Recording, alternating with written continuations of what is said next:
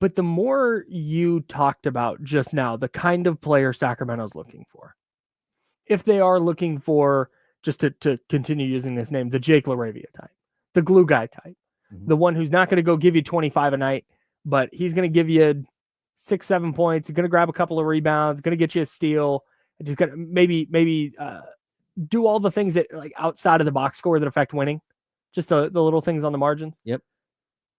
I think if Cam Whitmore was doing those things, don't you think he would have played for the Rockets last year? A Rockets team that lost in 7 to the Golden State Warriors in part because they didn't have enough offensive creativity in the half court. They could have used Cam Whitmore, but he didn't play because the Rockets are accumulating Tari Eason types, Fred VanVleet types.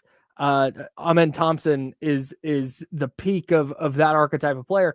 They had a bunch of these guys, and I feel like he would have found his way into the regular rotation if he was the kind of player that Scott Perry and Doug Christie are looking for.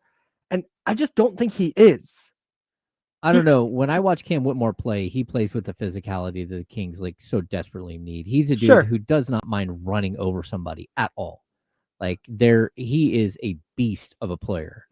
But the problem that I see with him, we're talking 6'7", 230.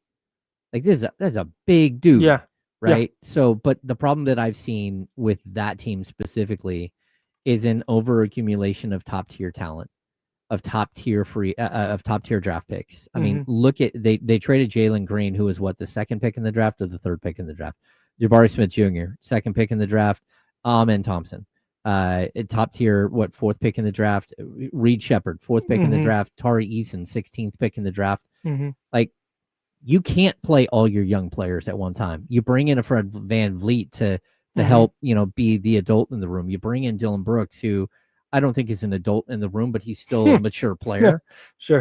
And that's what he's competing against. He's competing against Tari Eason, who is a higher pick, against Jabari Smith, who's a higher pick, against Jalen Green, who's a higher pick, against Dylan Brooks, who has, the reputation around the league as like a physical defensive player, against Jeff Green, who, just keeps playing. It doesn't matter how old he is. 40. I think he's like 47 at this point. He played for the Sonics.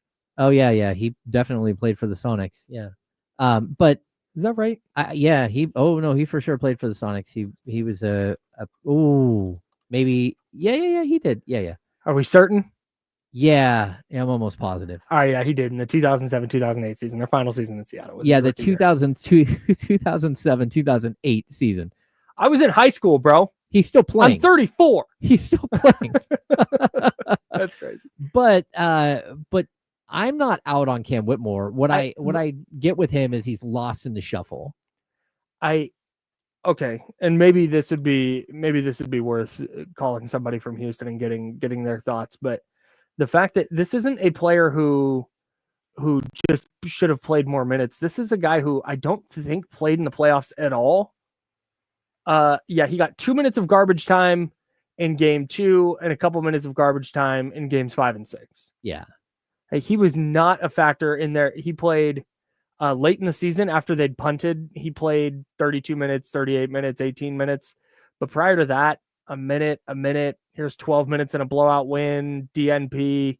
Yeah. 13 minutes in a blowout win, bunch of DNPs. Like, this is the concern here is less about, he couldn't, or the issue for me, I don't think it's, he couldn't crack this rotation. There's just too many good players.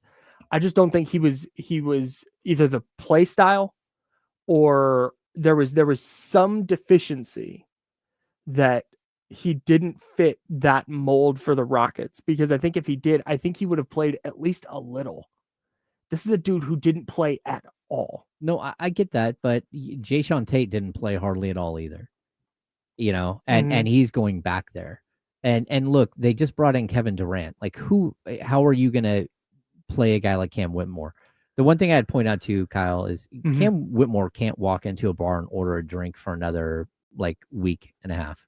That's so crazy. I mean, he's 20 years old, 354 days. To me.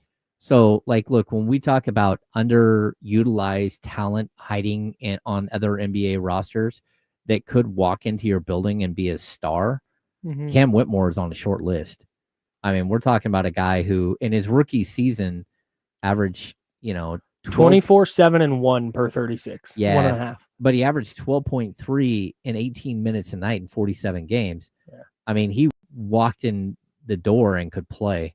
And this is a guy who was supposed to go in the top 5 of the draft and fell on draft night. So sure, there might be some issues here, but as far as like the type of player, the physicality, the strength that he plays with, I would gamble on a guy like Cam Whitmore. And not only would I gamble on him, I would gamble on him and potentially use him as a starter moving forward, because I do think he's one of those underutilized players around the league. Now, you might get him in your building and his play style is just totally wrong. That's I think because Yeah. you wrote I'm all in. Was your I've always been. I love Cam Whitmore as a prospect. That is a steady take you've had. I'm of the belief that if you're going to be all in, where you're going to give up like real assets in this deal, there has to be some assurance on your side that he is that type of player. Because what you can't have is you're giving up a first round pick or a future first for Cam Whitmore.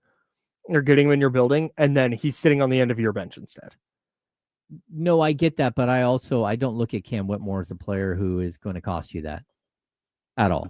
Like you're looking at a player who's in his second season and he's already like they're shopping him. Like it's just like when you go buy a car, the second you walk off the lot, you just lost, 30% of your investment. Mm-hmm. You're so far upside down, and that's the same thing. You have him in your building for 2 years. He hasn't been able to break through. Mm-hmm. But again, break through against Amin Thompson and Jabari Smith and Dylan Brooks and Jayshawn Tate. And I wonder if the argument you're making is what every NBA front office will be talking themselves into.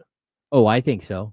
Which is where I don't think you're going to go like, yeah, hey, here's a couple second. And the Kings don't even have second round picks to give away. No, they don't have a bunch of them. They definitely could give up a second round pick in next year's draft and maybe land a player like that. But also, like maybe it's a place where you look at a guy like Devin Carter and say, hey, he doesn't fit what we're doing fully, but would you guys like a combo guard that plays defense and maybe like fits better with your system? Mm-hmm. And maybe it'd be something like where you can make a complete swap like that. Mm-hmm. And Houston, because of their acquisitions, they're probably a team who's looking at a big tax bill, even if it's like going from, maybe they take on a player like Devin Carter, maybe they don't. Mm-hmm. But I would at least call because this is a type of player, again, you're looking around the league and saying, okay, how many underutilized players are there that might be able to be impactful for me? Mm-hmm. And he's one of them that just